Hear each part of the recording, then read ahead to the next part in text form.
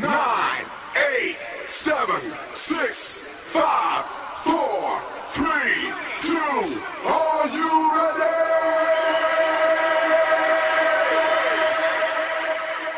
The CJ Howard Show. Now let's go to CJ Howard. Good evening, a pleasant good evening, everybody, on this Sunday, and welcome to another episode of the CJ Howard Sports Talk Show, episode number 10 with you. I'm CJ Howard, live from my apartment in Hazard, Kentucky. Glad to be with you on this Sunday evening. Beautiful week of weather we have had here. Unbelievably beautiful. Temperature's perfect. Sunshine. We had a little bit of rain. We've had a little bit of everything. We had fog. We've had cold. We've had we had frost. We've had everything that you can name. So we've seen it all. But it's been a beautiful week, and we just want to say thank you. We've got a phenomenal show for you. Got a phenomenal co-host. When I've got this man with me, I'm in good hands with Allstate, as they would say. We'll get to Mr. Archer in just a moment. Let's go over our guest list real quick. We're going to be joined for the first time by Somerset head football coach Clevinger here at about 8:10. I'm really glad to get the chance to talk to him. It's the first time we've gotten to talk to him. It's going to be a lot of fun. At 8:30, we're going to talk with Jason Farley, the head football coach of the Southwestern Warriors. Got the big game coming up this week in Pulaski County between the Warriors and the Maroons. Again, a lot on the line for this game. A district championship, home, it's big time. At 9 o'clock, we got a special treat for you. John North, you always know him as he's one of my co-hosts that just showed me. Well, he's going to join me with his wife, Samantha, and they're going to be here we're going to talk some volleyball. But one of the reasons I've got them on is because Samantha just won her 100th volleyball game about a week ago. So I want to bring her on, talk about that with district volleyball starting tomorrow night. They are the defending champions in the 51st district in Region 13. So I thought it would be a good idea to do that. Then we're going to bring Armando Berry in at 9:30. Armando sent me a note last week saying he apologized for not being here. It's okay. Things happen. We understand. And he'll join me at 9:30. We've got a lot to talk about with him. A very sorry game for the Cats on the road in Florida. We've got a lot of football to talk with him. We should be getting set pretty quickly here next week or the week after for the pairings for the 38th annual WYMT Mountain Basketball Classic. So we'll talk with him. We've got a lot to talk with him about. And as I said when we opened up the show, joining me tonight, one of my best friends in the world and one of my favorite people, Mr. Jeff Archer, former WYMT sports reporter here. Now he lives in Hamilton, Ohio, and he's joining us. Jeff, it's an honor to have you back with us. CJ, it's always fun to be here. I always love talking mountain sports. It's been a number of years since I've been in WYMT, but I still watch. I still kind of keep track of what's going on, what teams are winning. It's funny. Some of the teams I covered who were winners back then always were winners, still are winners. Sometimes some of those teams have flipped, but it's always fun to see, what teams are kind of on the come up, what teams are kind of going down, just kind of see what's happening, when and where. It's just kind of fun to see what's going on in the mountains because I know the importance it means to the different communities when your team starts to win. I know what it means to a school when your team starts to win, especially in football. So it's great to be here. It's great to watch and follow along. Yeah, we got a lot going on right now, Jeff. We got district volleyball, as I said, starting up tomorrow. We also have week 9 of the regular season in high school football. We have a lot of things going on, so we'll talk more about that as we get later into the show.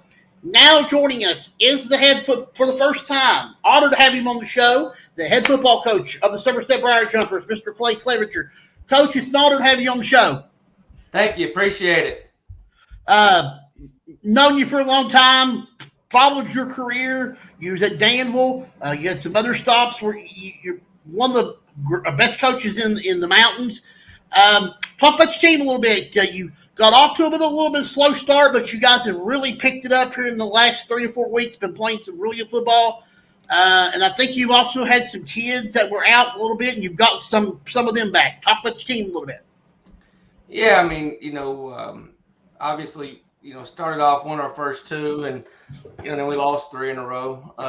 And just weren't playing the type of ball that we needed to play, and we had a few injuries. We were replacing four guys on the offensive line coming into the season, and so I think getting that unit to gel is what's really made the biggest difference here over the last few weeks. A couple of the guys, we had some injuries coming out of fall camp, some injuries in our scrimmage, and so just it's been a little bit of a work in progress, getting the unit that we need, on the field. And I think the last few weeks where we've been playing our best football, we've been running the ball better, been able to kind of control the clock. I feel like our defense has been pretty solid all year. And so, that's a good recipe, being able to run the football and play good defense, gives you an opportunity to stay in games. That middle stretch there where you lost those three games, your team learned a lot from those losses, because those were games that you had some things that you really thought you needed to work on, and now you're doing those things much better. Yeah, we did. I mean,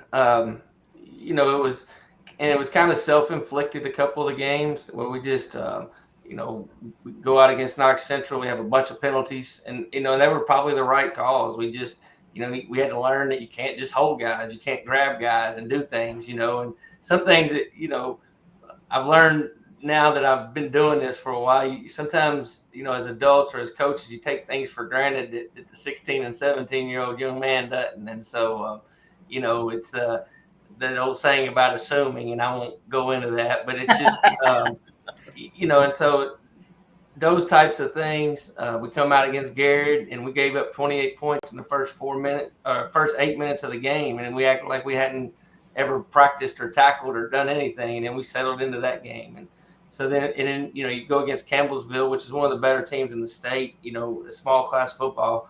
And we played pretty good ball against them. And they just had, they got us there at the end. So like you said, I mean, we learned different lessons in each of those games. And now you look at it, Garrett County 6-2.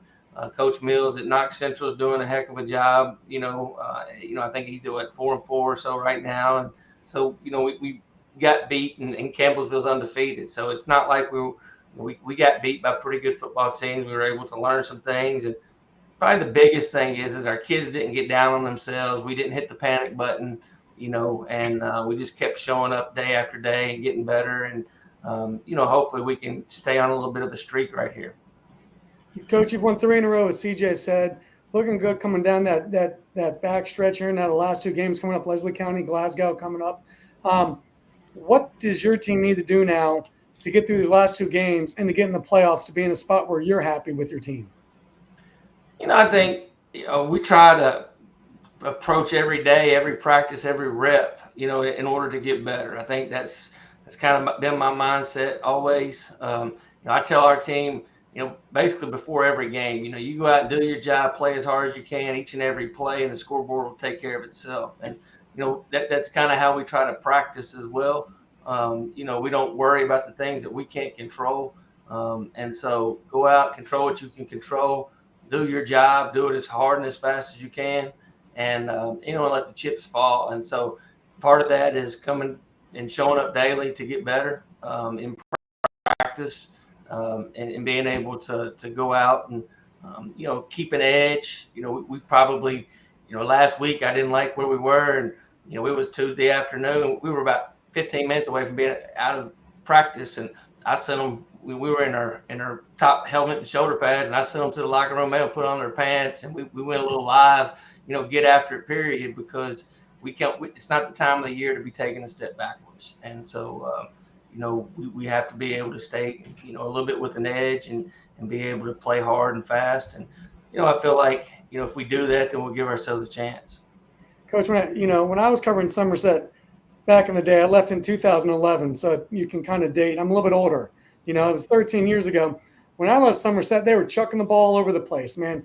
340 yards to the air. And then look at you guys last week. You put up 272 yards on the ground. You talked about that running game.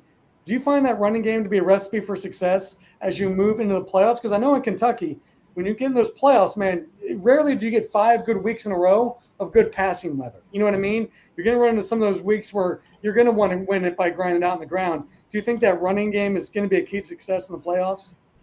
Yeah, I think it is. I think being able to run it and stop the run, I think can keep you in football games, no matter, what you're playing against. I've had teams, I had teams at Danville where we threw, for 3,600 yards and 40 touchdowns in a season, and I think sometimes your talent kind of has to dictate that. We lost one of our better receivers first week of the season. We don't have a lot of depth in our skill positions. And so being able to, shorten the game a little bit and, being able to control the clock, need be. But I'll say this, Josh Bruner, our quarterback's a very capable thrower. He's a very efficient, very accurate, very smart with the football. And, when we got down against Garrett, we ended up coming back, through the air. So we're probably able to.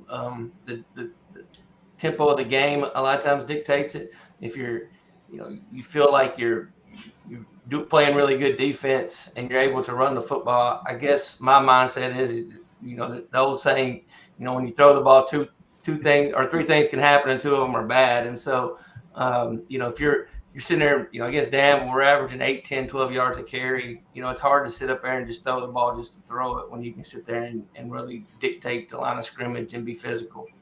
Yeah, and like you said, if you're one-dimensional on the run, unless you've really got some serious beef up front who can win you in the trenches every single game, or a really dynamic running back, you better have that other dimension of being able to throw it when you need to. So teams have to honor. And if you got a kid who can do that for you right now, which it sounds like you do, that's really key. Whether you need to or not, having that seems to be the real key, right? To at least keep the defense honest.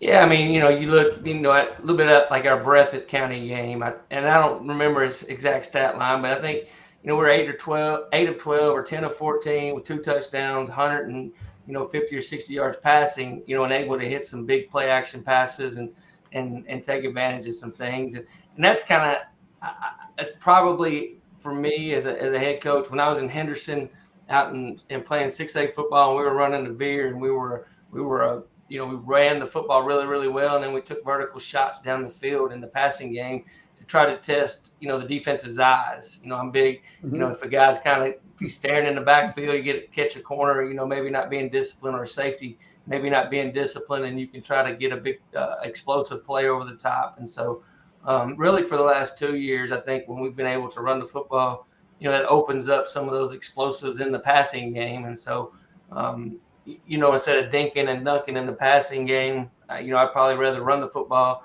and then take our shots. And, I think Josh does that really, really well. He understands it. He'll come over and, he'll say, Coach, they're getting some bad eyes, and we'll maybe take a shot in the seam or do some things. So, it's just playing complementary football. If you've got opportunities in the passing game, we want to take it. If they're giving us a light box and we can run the football, and I was an offensive lineman, so if we can get those big guys up front, if you can get them lathered up and they're really just getting a good push, you don't want to lose that momentum, I don't think. Coach, I'm looking at 2A, and 2A was always a class in Kentucky I always found very fascinating, because 6A at the top is sort of wide open. 1A, you have a weird range of like different school sizes and things, because you could have really small. So we're not that small of a school even in 1A, but 2A, it feels like you're all kind of boxed in. Does it feel like there's kind of a boxing of talent, like it's really kind of jumbled up, that 2A is sort of like a toss-up? It feels like there's a lot of depth of teams in 2A.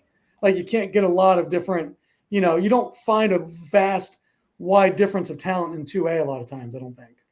Yeah, I felt like, last year I felt like we were probably the 5th best team in 2A, and we go out to Owensboro Catholic in the semis, and they were just a lot, they were a better football team. They got a generational quarterback, and they had a generational receiver. And, I think sometimes that dictates, in smaller schools when a class comes through, or maybe a generational player maybe comes through, it can make a difference. You've got your normal teams, your Beechwoods, your Mayfields, Somerset, been knocking on the door, LCA, as of late. Obviously, when I was at Danville, our district with Danville, LCA, Somerset. I mean, we we produced 2 state champions and all 3 of us played for a state championship in like a 5-year period. I mean, that was just murderer's row just in our district. And so, you see that sometimes in those years, I tell everybody here, in 2017, when we won the state, our toughest game was the second round against Somerset, when we won 17-0. That was the closest game we had all playoffs. And so, they were the 3 team in our district that year. And so, you see some of that. I mean, it's with the 6 classifications, which I understand why we do it, but you see, you might see some loaded districts, some weaker districts. Some years one side of the state's a little bit stronger than the other. I like the RPI system. Obviously, I think there might be some tweaks, but I like it because I feel like you're getting 3 or 4 of the better teams in the state in those last 2 weeks of the playoffs, and that's what it's all about. One of the things I think, Coach, that people sort of understand may not, is I always talk about, in your high school, you have to recruit your own high school. Like when my high school is right here in Hamilton, Ohio, 4 or 5 years ago, they were 1-9. This year they're set to go 8-2, and that's in an area that has Moeller, Princeton, Coleraine, the Lakota East, Dakota West, like some big boys, and they're ready to go 8-2. And I said, this new coach came in and did, and I said, what have you done? He goes, man, you don't understand the size of the kids, the speeds of the kid we had in the hallway who weren't playing 4 or 5 years ago because they didn't want to play. How important is recruiting your high school and keeping the kids excited about football to building a consistently winning program? It's very important. I mean, there's probably 4, 5, 6 guys that would probably be starting for us right now, walking the halls that aren't playing. Wow. I think it's key to really go from being a good team to a great team, to have those guys out. I think if you want to look at the halls and say, hey, there's not but maybe 1 or 2 kids, not 6 or 8. I think, if we put some of these kids that are walking the hall, and that's tough. I've got 2 sons that are 13 and 11. You see the draw, the pull to play, to really focus on one sport. And, you see the pull with parents, hey, if I'm not doing this all summer or doing that all summer or doing this in the off season, my kid's going to get behind. My advice to those parents is let them play, because I think what they learn in football is going to carry over to basketball, which will carry over to baseball, and vice versa. All these sports can really build upon each other. And, I've always said, when they get 15, 16, 17, if you feel like you got a really legit chance of moving on at a high level college program, then maybe you sit there and you specialize. But, you see more specialty at younger ages. And so that makes it tougher for kids. I had a couple of freshmen, coach, my parents don't want me to play, or I don't want to get hurt, or I don't want to miss basketball, or this or that. And so sometimes those mindsets and some of that is hard to get away. And in a small school setting, 1 or 2 kids can make a big difference. Oh yeah, no doubt. And I look at that, and I understand where parents coming from with that a little bit, but then I also look and, you talk to Urban Meyer, you talk to Nick Saban, guys who had a lot of success and know how to recruit. And they said that they looked for kids who played multiple sports because they wanted to know if a kid was a true winner. Could he be a winner in other things? What did he do in different settings? And those are 2 coaches, Ohio State and Alabama, that if it's good enough for them, it's good enough for any other college in the country. So my mindset's always been play a couple sports. And, I've talked to enough, doctors and things and ask them about injuries and whatnot. Is it better for a kid health-wise to play different sports throughout different parts of the year because you work different parts of the body? And they're like, yes, without doubt, it helps because you're not overstraining the same muscle groups, the same joints, and you're learning to build across cross-functionality.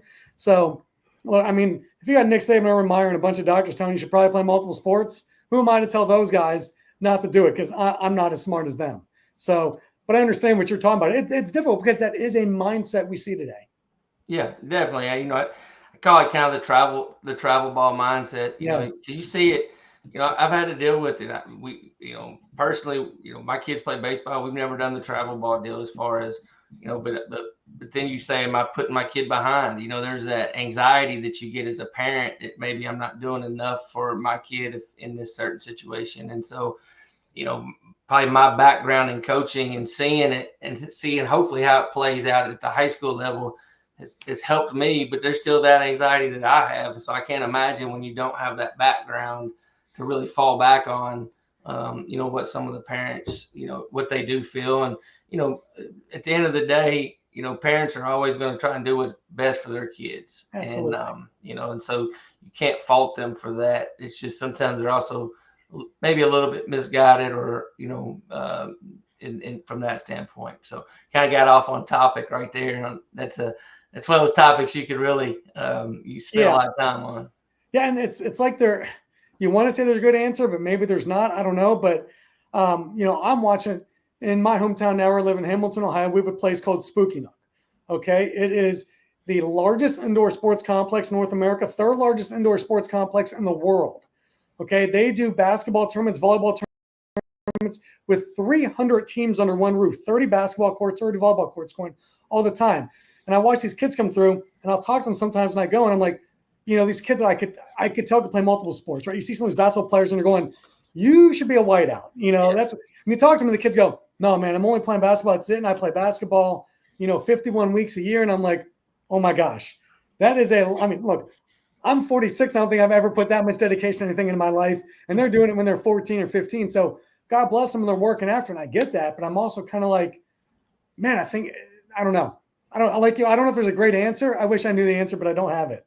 But yeah, we joke as football coaches, because I'm a big UK basketball fan, just like a lot of people in the state. But I said Jeff Shepard's going to put us back behind the 8 ball as football coaches because every 6'1", 6'2" kid walking the hallways is going to think that they're the next. And it's not always the case. And like you said, they might be a really good wideout or defensive back or tight end for us out on the football field. Yeah, absolutely. I don't know. We'll see. I don't love specializing in anything at an early age, but once again, I get to understand. Same as you. Like, it's funny you say, what are parents worried about, right? Look, my girlfriend's kids, they're in senior in high school and an 8th grader. They don't play sports, but they are in like 18 different things of academic team. They're in mock trial. They're in all these different things, and they're going all over the place all the time, trying to do all these different academic things because you don't want to be behind. Is that necessary?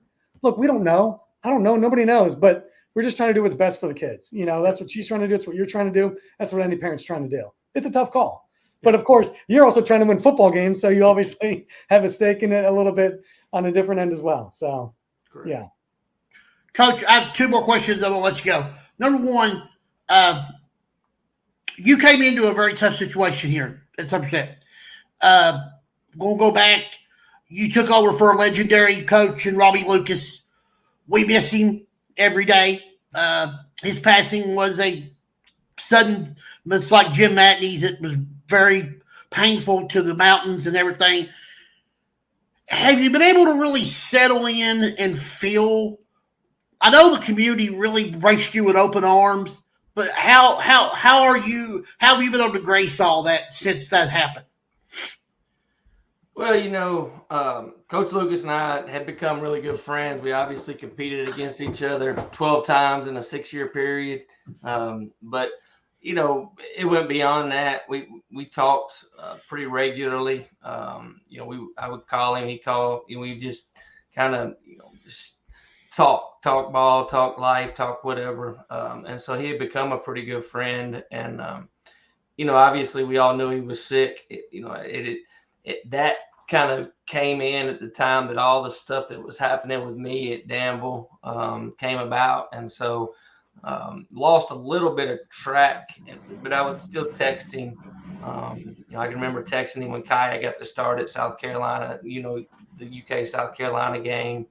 And so, like you said, it was a tough situation, and so, but I think my relationship with him kind of helped that a little bit, and maybe, the fact that there was some familiarity with me as a coach because Somerset and we had competed against each other as much as we have. But from the standpoint of how the Somerset football community has treated me and my family, it's been second to none. And I've tried to be very, cognizant of the fact that Coach Lucas had built a great program here. And Somerset's one of those places that it's not about a coach. It's not about one player. That you got 100 years plus of history here that you can fall back on. And so, I'm just a placeholder in this chair right now. And this football program will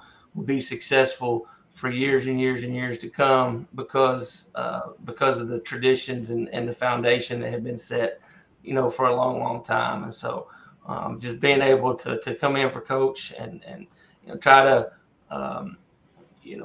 build on his legacy, build on the legacy of the program, and keep us, relevant and competing at the highest level that we can compete at, I think has been my biggest thing. And, I think just the mindset of coming in and just going to work. And I think people, when they see that, they can respect that. Like, we just came in, we put our folder down, we put our, our family, we moved to town.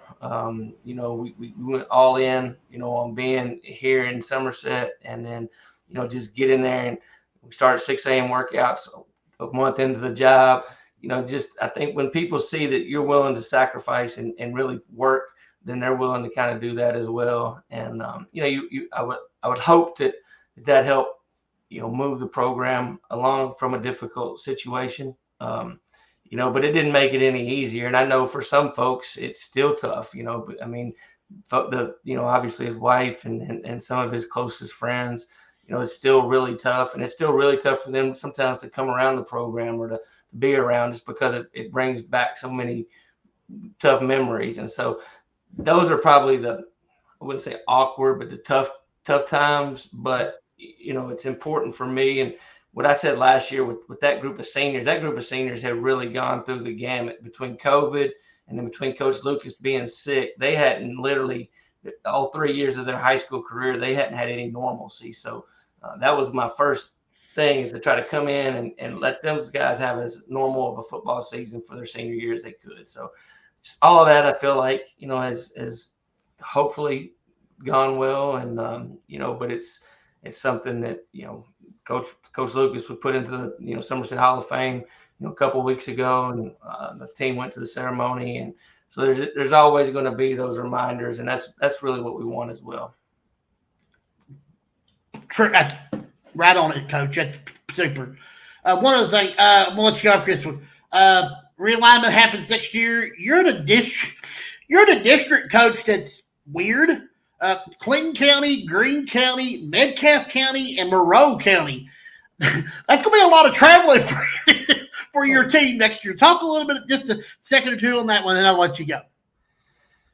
I hadn't yes, it's going to be traveling. We're going to be the only school in the Eastern time zone in that. And so the game times, it's going to be kind of crazy about game times and all that. And, you get it, like Somerset, of course, Danville, LCA, like we're 3 teams, but then there's a big group of teams, in the eastern part of the state that are all 2A. There's 8 or 9 teams out there. There's 6 teams in the northern Kentucky area. You didn't have as many Louisville, so we got the new school in Louisville, the Du Bois that's come about.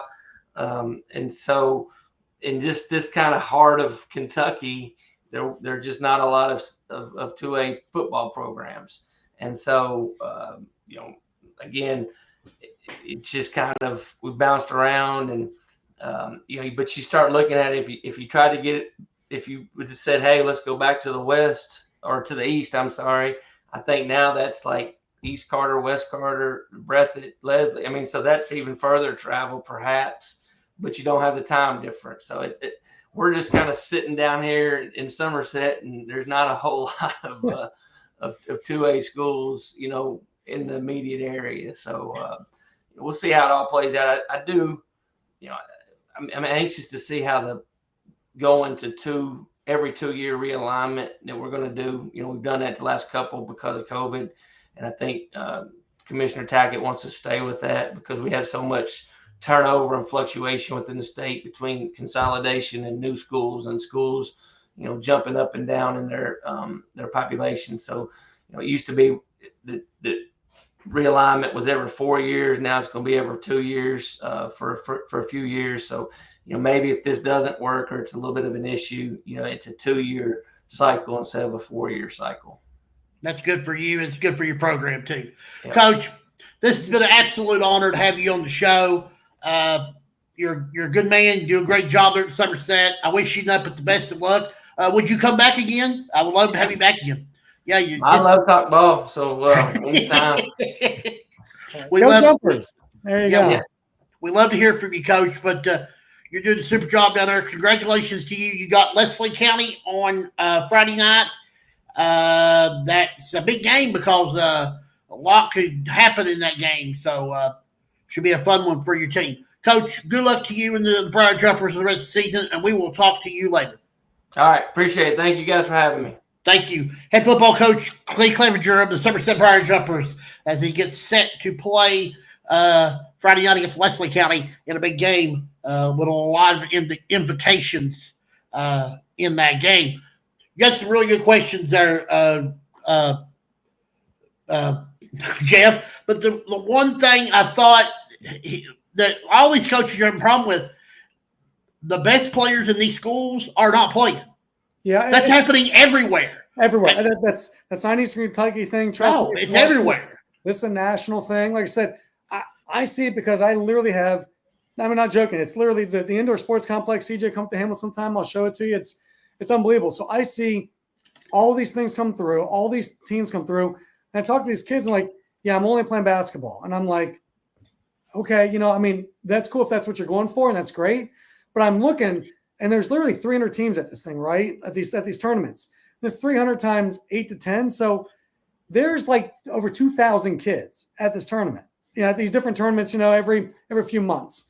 And I'm looking and going, I'm doing the math, right? There's 2,000 kids right here in this one building.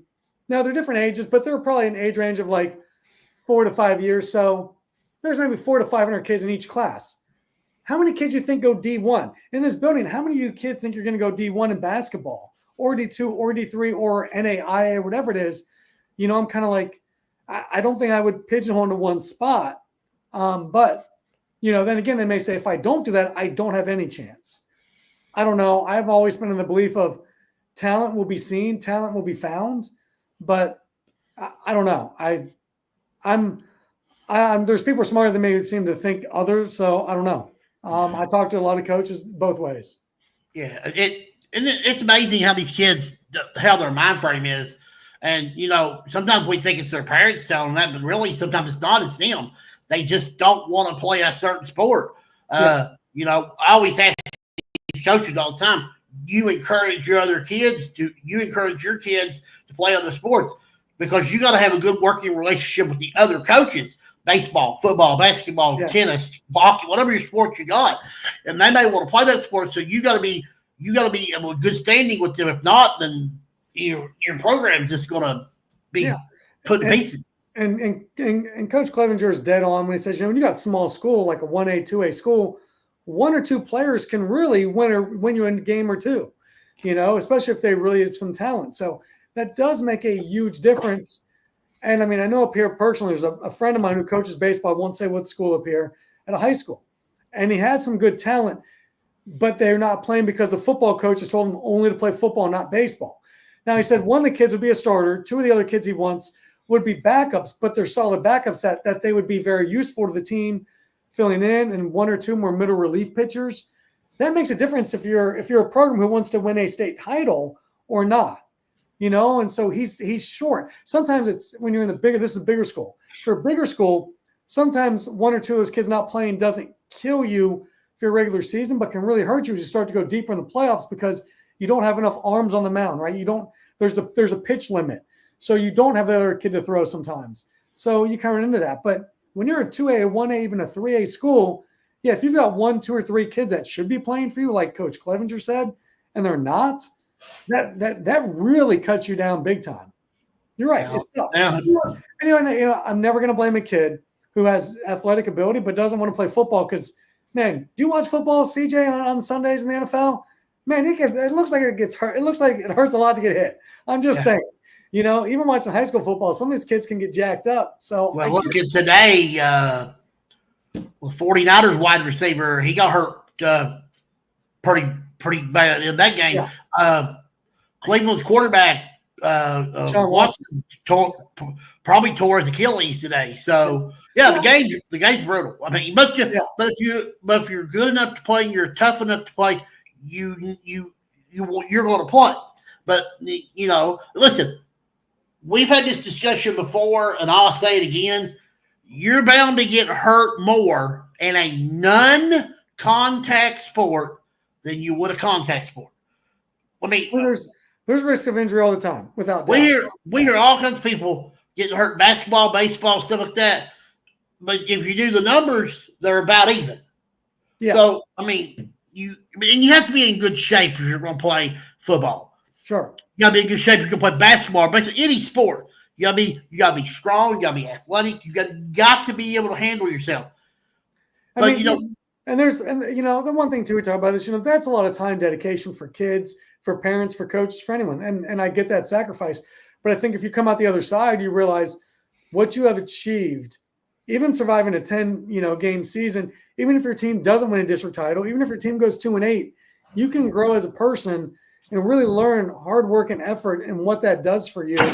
I think that there's a lot to be learned, a lot to be said for that. I played a lot of club soccer growing up, and one of my most favorite years, we went 1-8-1, 1 win, 8 losses, 1 tie. I learned so much in that year, and we just did not have a lot of talent. But I had so much fun with that team, and I learned so much as a leader on that team. So I think there's something to be said that you can grow from and learn from all the time in any sport, any activity. I don't care what it is.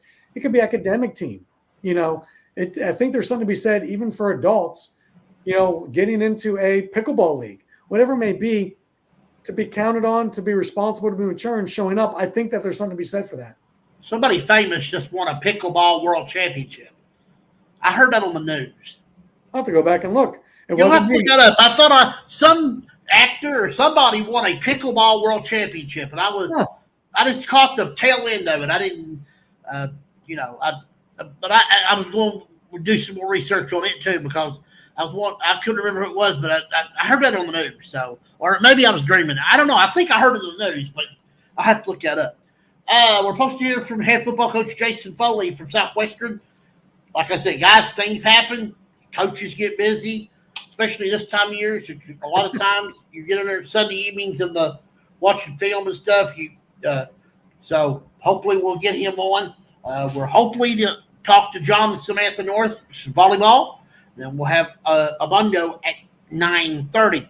Let me go over the scoreboard with you from last week. We had a lot of big games. We had a lot of games with a lot of invocations, but now a lot of these invocations are mute because some teams did not fulfill their destiny. So this week is really we have a lot of games that are good games, but they don't have a lot of meaning to them. They could end up having meaning depending if there's an upset or two. Right. But we did have an upset or two last Friday night. Letcher Central 52, Perry Central 7. Do not know what happened here. Perry Central was at home. This is a big game for them. They knew if they won and if Whitley could find some way to beat Letcher Central next week, it would have been a 3-way tie, and they could have had an opportunity to get that home playoff game back. But now they don't. Excuse me. So, Letcher played very well. Hats off to the Cougars. They come in there Friday night and just took it to the Commodores. But a good win for them. Breathitt County 55, Leslie County 21. This game was 28-21 at the half. Leslie County they have a hard time on defense, and they struggled. And Breathitt County really Austin Sperry had a big game in the second half. He's really turned their team around, Jeff. He's only been playing 4 games.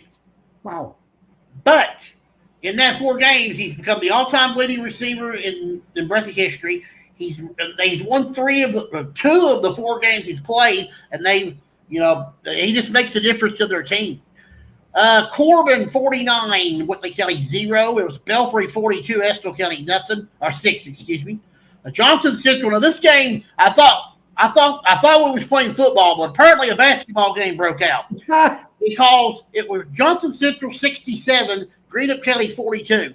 Now, Johnson Central puts up points, CJ. Johnson Central puts up points. Oh, it was crazy. I had to look at that score twice. I'm going, is that a basketball score? I said, that can't be. But we'll get more of that in just a little bit. Now joining us is the head football coach for the Southwestern Warriors, Mr. Jason Farley. Coach, it's great to have you with us again. Thanks for having me. Always good to be here.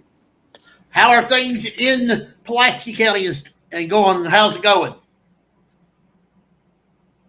Well, it's going good. We just got out of our coaches meeting here just recently and met with our players. We always watch film on Sundays afternoons with our kids as far as from the previous Friday. So we did that from our previous game with South Laurel, and then of course our coaches start our prep for our next opponent this week, which is Pulaski County. So we're off and going with that right now. Coach, you guys have won 4 of your last 5. It seems like you're really kind of hitting your stride now. Do you like where you're at, and what do you kind of need to improve on, and what are you happy with at this moment? Yeah, I mean, obviously, anytime you start winning, that helps morale and that gets you some confidence. And, our schedule at the beginning of the season was very, very good, very difficult. We played South Warren, a 6A North Hardin, and Belfry out of the gate. And we had a lot of young kids, a lot of new kids from last year's team. We lost a lot of linemen. And I think it's taken us a little while to grow up front, but we've gotten a lot better. And we're setting 3-0 in district play, which is what we want, and got a chance to compete for a district title. So I feel good about it. I think we're going in the right direction as we head toward the postseason play right now. You got Pulaski County coming up. That's always a really fun game. I mean, you're both right over there. You're right around the corner from each other, it seems like. What's your take on that game coming up? What do you guys need to do, and what do you expect from Pulaski County in that game? Well, I think this will be my 10th game as the head coach at Southwestern in this game. We've played in the postseason some too. So it's not all, this is my 6th year, but this will be my 6th regular season game. But we played 4 postseason games. And there's really, in my opinion, it's got to be one of the top, if not the best game in the state. Just because, we've both got good football tradition. The community really gets behind it, and it's a packed house, and the atmosphere is awesome. So it's a fun game to play, obviously, and coach in, and we always look forward to it. As far as what Pulaski County has, they're a very good football team. They are very good. This year, they've got a really, really good line of scrimmage that poses a lot of problems for a lot of teams. Like us, they've played a really competitive schedule. So they're seasoned, they're battle-tested. They've got some good playmakers as well, but I definitely think it starts up front for them. Just their size and their strength is kind of what they, I think, is their forte. Of course, they have a new head coach in Travis Burns. Don't know much about him. Been really studying, but I do know he's a good coach. He's been doing a really good job with the Maroons this year.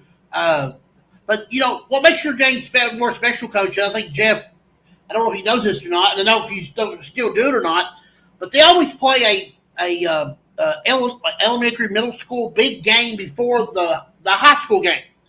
I don't know if you still do that or not. Yes, we do. We started that. We used to always have a bowl game, and at the beginning of the season, and that kind of fell through. So we make this our bowl game, but it's our PCYFL, our Pulaski County Youth Football League. They play. We always have like 2 teams that play, and it's kind of random. Different years, different elementaries get to play in it, but it gets our youth involved. And I think it brings more people to the game as well, because you've got a lot of the youth parents and families that's there. And it's really cool for the kids, though, because it's a big setting, and they start that game early prior to ours.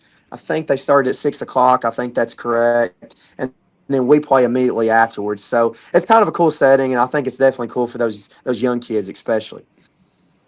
They probably feel like they're getting you ready for the main event. You know how you have that one big match before the main event. The undercard. Yeah. But these kids, they're excited to do it. And and mom and dad's excited, and the crowd. I think you guys have been almost sold out in the last 2 or 3 games you've done this because of the people. I mean, it's something I think everybody should at least. If you go to Rival, you should do this more because it gets more people. Even though you want to do it once a year, 2 or 3 years ago, I saw Bell County and Knox Central do that. They played a middle school football game. Bell and Knox Central played at 6 o'clock, and then they had the varsity game right after it. They had a huge crowd. I think more people should do. I would like to see too, maybe one time. I don't know if they want to do. I'd like to see the 2 teams that's participating play a JV game before the varsity game. You know how you do in basketball? Wouldn't mind to see that in football. Right. Maybe once or twice a year. Right. Or, yeah. Yeah, I think you're right. I think especially in the rival games, like us in Pulaski, and I know there's more across the state. I think it's a good idea because it just brings more people out, and not that you're not going to have a big crowd anyways, but it creates a little bit more excitement to it. And the JV would be a possibility too. I think the only problem there would be depending on how many kids contribute to those varsity games, but it definitely could be a possibility with the bigger schools, especially, I think. Yeah. Coach, we've talked about this before.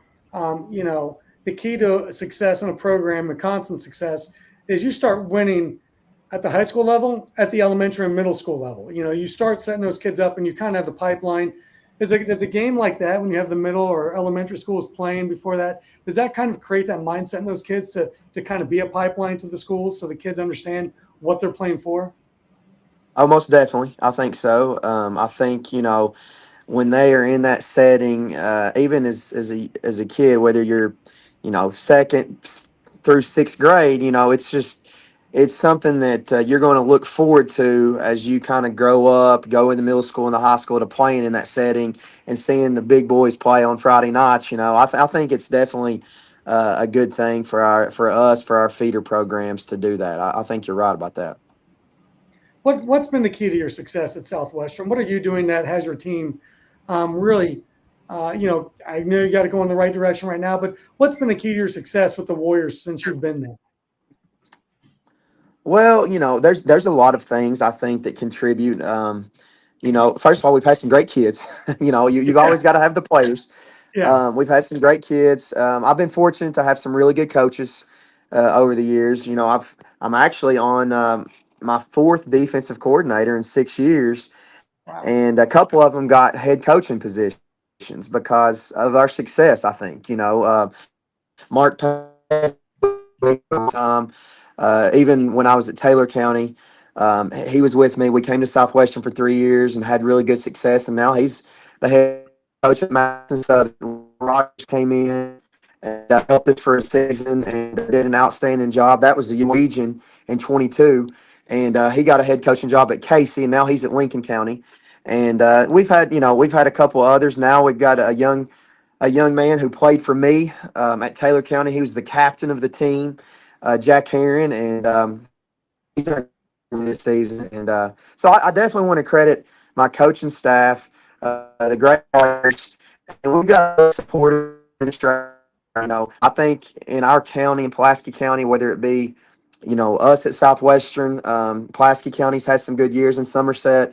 It's a football place around here too, and so that makes it good too. But it's just a lot of contributing factors, and we put a lot into it. I put my heart and soul into it year round, and I think we put a lot into our off-season strength and conditioning program, getting numbers up, and so there's a lot of factors involved. But it's been a fun experience for me, and I really enjoyed it. Coach, this is a big game. It's for the district title, as you said. Lot riding on the game. This has been a weird year in your district because you had four of the 5 teams in your district all had new coaches except for you guys. You're the only stay that was left in the district. Do you think these other 4 schools have had to adjust a little more with new leadership? Because I seem like all 4 coaches are really good coaches. You're a really great coach too, but you've had your program. These 4 have not had these kids. So they're first-year coaches. They're learning more and more as they go along. How hard is that? Because I know it has to be hard, especially if you played there and you become the head coach. Yeah, that's kind of funny that you say that because I remember back in 2019 when I took the job here at Southwestern. I was the new face. I was the new. I felt like I was the young one, I guess you could say, and it's crazy now because that's 6 years later. I'm looking and I'm I guess the veteran in the district. So You are. it's different. Me being there before, it wasn't too long ago. Part of new coaches, you have a lot of excitement. I mean, just anytime there's a new face, you get a lot of support, especially initially. Sometimes that helps with numbers, a lot of excitement. But like you said, on the flip side of that, it does take a little time to get your culture created. And like you said, Harlan County, North Laurel, South Laurel, and Pulaski, they all got new coaches. So I'm sure those guys, even though they've had a lot of excitement, I'm sure that it's taken a little time to get the culture created. And sometimes that takes a couple of years to get going. But, as far as Pulaski County goes, Coach Burns, he was with Coach Haddix at Bull County. And, he's a great coach. And a lot of the assistants that he's got, I know has coached at Pulaski over the years, and he's got a really good staff too. So they have a good coaching staff, and there's a lot of guys on that staff that's got a lot of experience. So, and the other coaching staffs too, like I said, whether it be North Laurel, Harlan, South, they've all got some good coaches, and they'll get those programs going quick. I have no doubt. Yeah, it's unusual to have a district where almost every coach in the district is new. I mean, usually you might get 1, 2, but not 4. I mean, it was like, wow, I've never seen that before. This is Harlan County. And on the flip side of that, what I was going to say is on the flip side of that for us, we're used to when you have those opponents for 2 or 3 years, you kind of know the tendencies. And so for us, we're having to prepare differently for all. You just like, Pulaski County, Coach Hines, when he was there, we knew what he did and he knew what we did. And that was big. But this year is a little different because you got your staff. And so it made us prepare a little in seeing that. Yeah, no question about that. Coach, Harlan County is going to be leaving the district. Then it will become only a 14 district next year. How different will that be? Because you're used to having 5. You're not going to have 5. You're just going to have 4.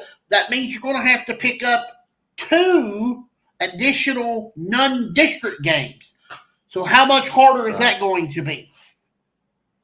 Well, it actually is a little bit of a challenge because, I think anytime that you do have some success, the scheduling can be a little difficult.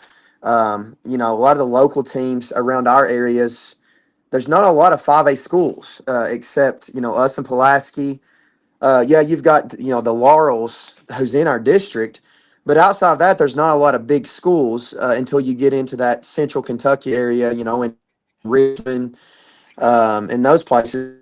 It's a little bit of a challenge because, you want to make sure that you get opponents, but you also don't have 3 hours for every game, and just to losing the team in the district, I was disappointed with that because it does require us to get an extra game. We're almost full. We're looking for one more game in the 25-26 cycle, but it's a little bit challenging when you've only got 4 teams in the district for sure.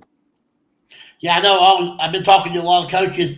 They said most of them's got all their schedules done. They're just trying to tidy up a few odds and ends. So, because your district opponents already, and we've had some teams go. Harlan County's actually going from 5A to 4A. They're going to go in the district with Corbin, and Letcher Central, who is in that district, is going to 3A to take Belfry's place in 3A because Belfry's going to 2A. To be in the district with, I think, Eastridge and I can't remember the other 2 teams. But got a lot of movement, teams going up and down. How do you feel about the 2-year cycle compared to 4 on realignment? I think I like it. I think that, sometimes in 4 years, there's a lot of things can change, with schools and changes. So I don't mind the 2 years. I think that's good as far as the 2 year cycles. I think that's good for scheduling purposes and different things. So I'm good with that part. I think, as far as the system we've went to in the playoffs, um, we're in an RPI system now, and that's a little tricky at times. I do like the way we play the first 2 rounds cross district. I think I that's a love good that. thing. I love that. Yeah. I think sometimes, I would like to maybe, I wish you could somehow, in that region championship, which is the 3rd round, it would be nice if you could play more of the region teams and maybe start that RPI round in the semis. But I also know that that could cause some problems too. CJ Because had this the only problem with conversation. that, CJ had this conversation before we even came on air because Yeah. I mean I've been gone long enough now that I try and keep up with the playoffs, but I'm gonna be honest with you, the Kentucky playoffs confuse the heck out of me.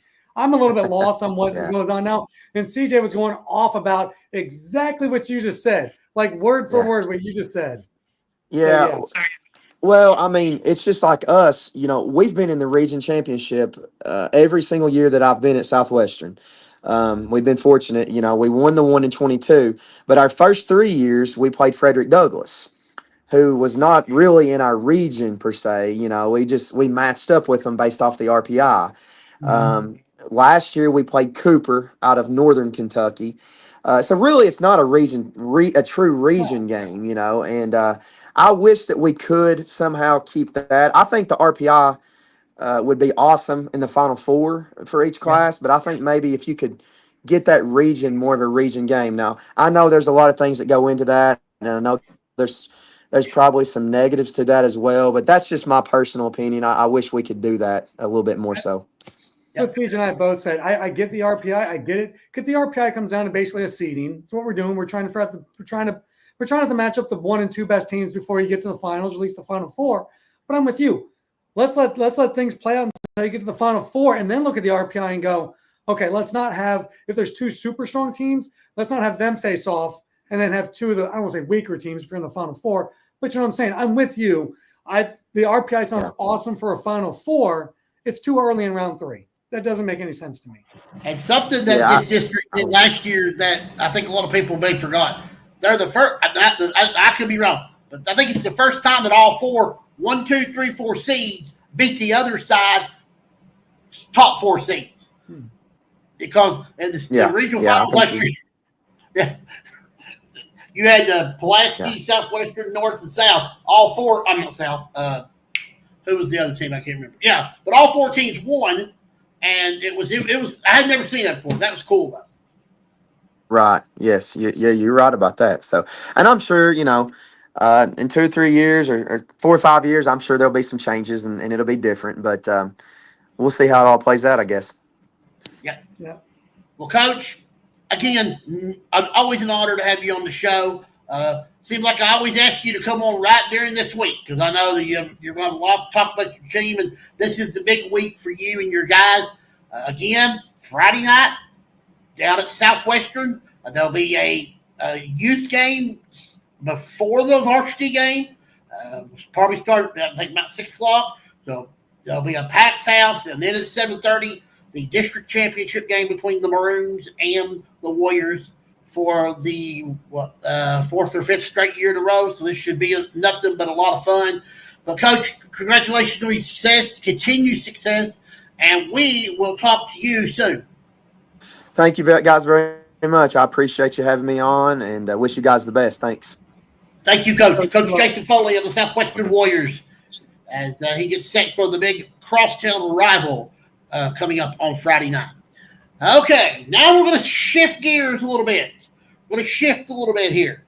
We're going to talk to 2 very fine people. The wife-husband duo of the Pineville Lady Mountain Lion volleyball team. And we had them over here last year when they won the district, and they're the defending district champions, and they're getting set tomorrow night to defend their district title. But they're on here for a different purpose. We're going to talk district. We're going to talk a lot of volleyball. Somebody just won their 100th game, and that's a big milestone. So we're going to get it out here. Guys, first of all, thank you for being on the show. Samantha, thank you. Congratulations. People don't understand what 100 wins, especially in a program that you guys started, and where it's come from the beginning to now. It's an amazing story. So that's one of the reasons why I want to get you guys on here tonight, especially being district volleyball. You got a lot of good volleyball in the 13th region. So I thought this would be perfect. But first of all, congratulations, and tell me how you're feeling. Thank you guys so much for having us on. It was really special. I've talked about this a little bit before, but when we first started this program, 100 wins was not even on the radar. Like, that's not even really something you think about, like a milestone like that. It's just, how do we get these girls to fall in love with volleyball? Because we had never had a program before. And there was a need. I really felt like there was a need for another girls sport, a sport that is, very easy to fall in love with. It's difficult to understand if you've never played volleyball before. And so when we started, we had a group of girls that had never played. They didn't know we didn't know what we were doing.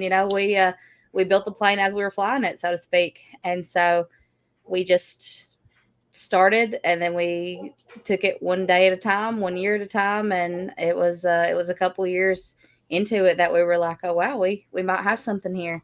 And we did. And so it really was, just a fruits of our labor kind of thing. I really have to give a lot of credit to John, the girls, my first assistant coach, Duper, everybody that came through the program. Like, it really was a group effort, but it was really special. It was a really special milestone. When you put a program together from the scratch, let me use boys volleyball for just to start an example. Boys volleyball started this past year, very successful for its first year of existence, and it's going to grow because more boys are wanting to play. Did you have the same problem starting off? Because I know a lot of times when you've got a program, you start from scratch. There's a lot of growing pains. Yes. You're not winning. I mean, I'm going to be honest. You don't win a lot of games when you're first 2-3 year program. Sometimes when you win that first game ever, you want to go celebrate and have the biggest party in the world because you've accomplished a lot. But if you look at 99 games more later, what you've accomplished, you have to feel even more special because you took this program from scratch. And now look at you guys. You're one of the top programs in the 13th region in volleyball. Yeah, and it was really like that first year we won 6 games. And every game we were like, oh my gosh, like we can do this. But the second year of our program, we really did have a group, and I'm using this term lovingly. We had a group of freak athletes, and they were so good at everything. Like, I had basketball players, softball players, cheerleaders. I had a group of athletes. And so that year, even though it was our second year, we were able to go and be district runner up that year. But that was very much a time when I realized, okay, we have a group that has had success. We won 17 games that season, and it was great. But when we got in the district championship game against a good Knox Central team, we saw the difference. Like, we saw the difference in good athletes versus good volleyball players. And then we got to go on to region that year, and we drew Corbin, of course. I'm the luckiest draw I've ever met. And we got beat. We got beat bad. And again, it was like, okay, we have good athletes, but we've got to grow some good volleyball players. And so that's kind of when we wanted to start making some changes. It was a couple years after that we started our middle school team. We started our elementary team. We started allowing middle school girls on the team. Like, at that time, we only allowed 9th through 12 because we had a really successful middle school basketball program that plays at the same time as high school volleyball. And so our school didn't want to, hurt one program to help another at the time. And so it wasn't until we realized we've got to make some changes. And we did, and we really immediately saw the fruits of our labor. But that second team really helped me understand, we're going to have good years. We're going to have freak athletes that help us win games, but that's not enough for me. That's not enough for what I want this program to be. Coach, one thing that we've talked about from the beginning of the show on tonight, and it's my fault, and I guess I'll take credit for it. But we talked about recruiting a lot, having to two things. Number one, you have to recruit your own building, which is weird. I think people who are not high school coaches don't get that, number one. And number two, how important, or what do you feel about allowing your players to play multiple sports? Are you okay with that? Do you encourage that? What is your thought on that? Absolutely. I was a multiple sport athlete when I was in high school. I went to Redbird, and so all right. When you're yes, we're Redbird, we're Redbirdians, baby. Yeah, I love Redbird. John D. Wilson, forever in my heart. So. Yes, sir. That's my high school basketball coach. Love him.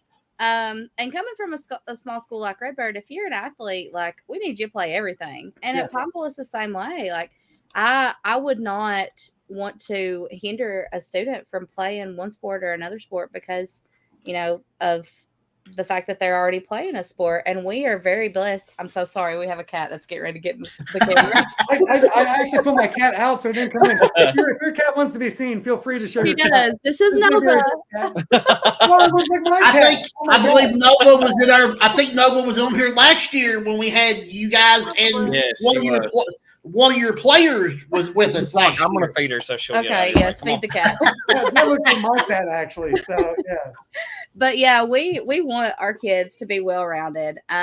Playing basketball, playing volleyball, playing softball, track. Like, we have a melting pot of athletes on our team, and we love it because that was me. I wanted to play everything, and I did, and I want our kids to have those same opportunities to be able to play everything. So recruiting in your building is a big deal because we don't want just volleyball players.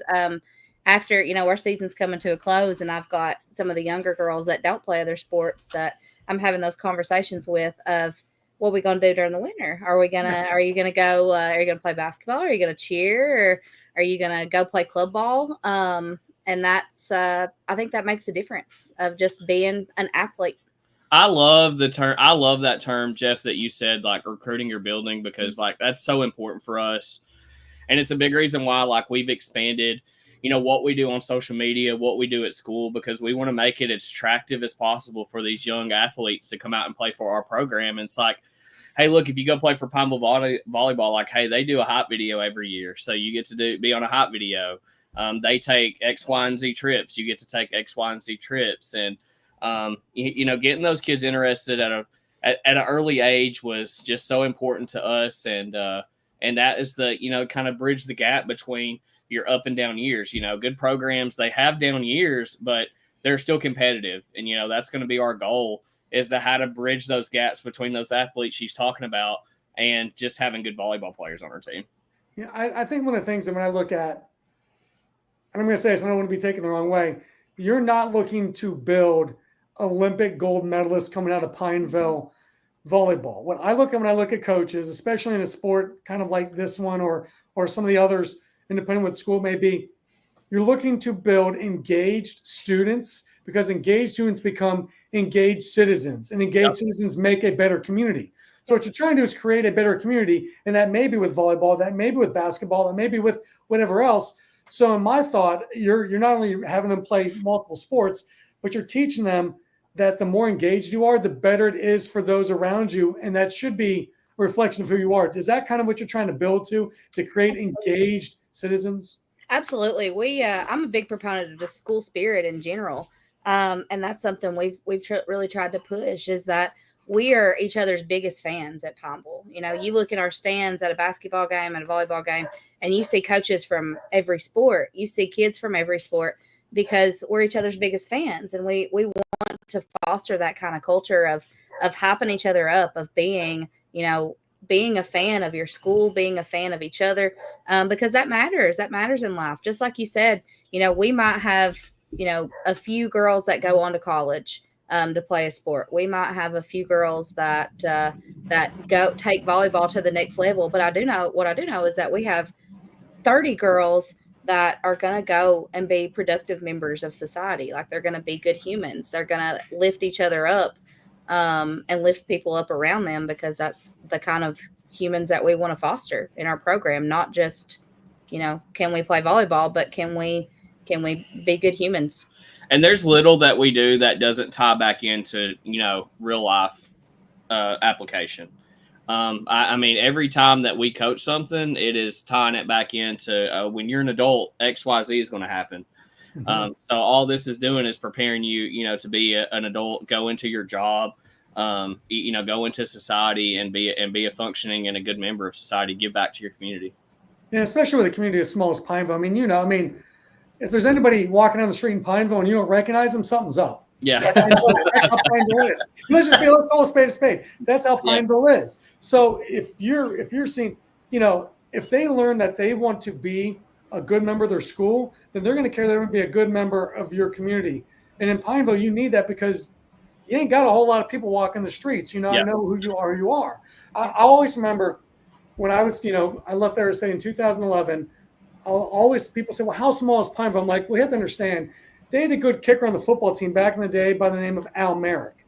His brother Monty Merrick kicked at Bell County. Well, Al Merrick was a good kicker, but Al Merrick was a better musician. And at the halftime, Al Merrick would march in the marching band at halftime in his football uniform, playing I think it was a trombone. They'd play the trombone at halftime in his football uniform, and then would turn around and warm up to kick in the second half and play in the second half. You guys have enough kids on the marching band that the kicker had to play the trombone at halftime. That's how small Pineville is. And that's why I love Pineville. Yeah. Because you do know everybody. And there is that, like, okay, hey, Al, I know you're good at kicking. And Al was in the band first and then became a kicker. Because the football team was like, Al, we need you to kick. And he's like, cool.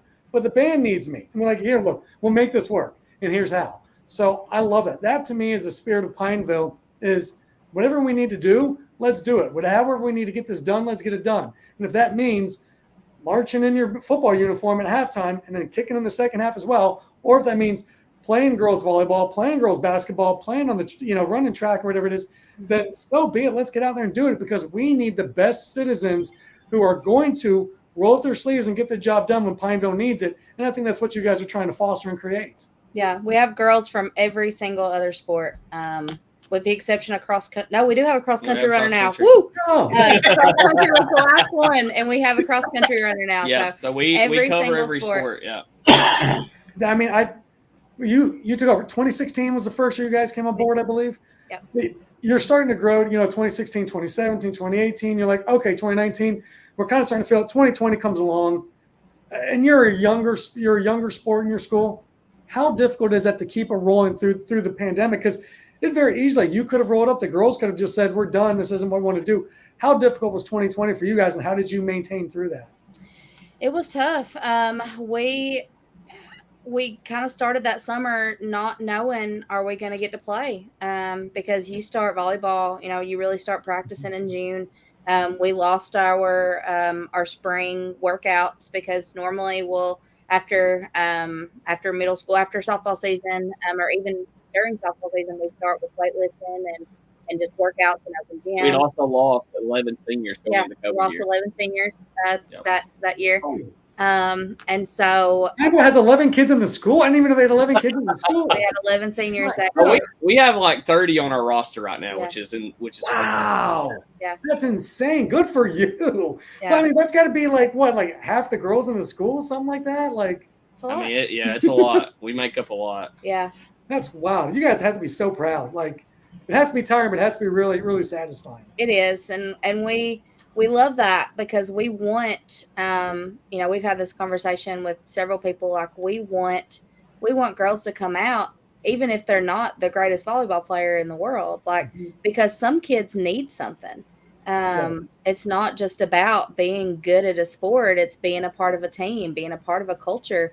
And so if there are girls that want to be a part of that,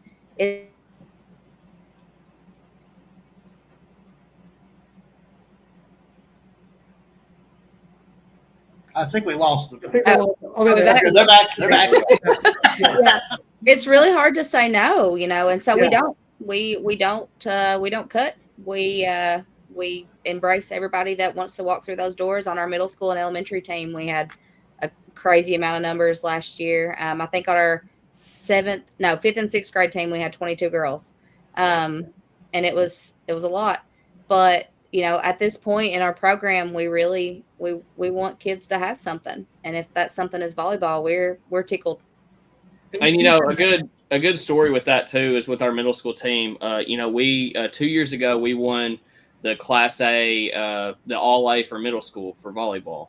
And I had girls who played minuscule minutes all season, and they were crying with the girls who played every single minute of the season. And I think that speaks a lot to our culture and kind of what we've built is, all of our girls are very accepting of whoever wants to come out on the team.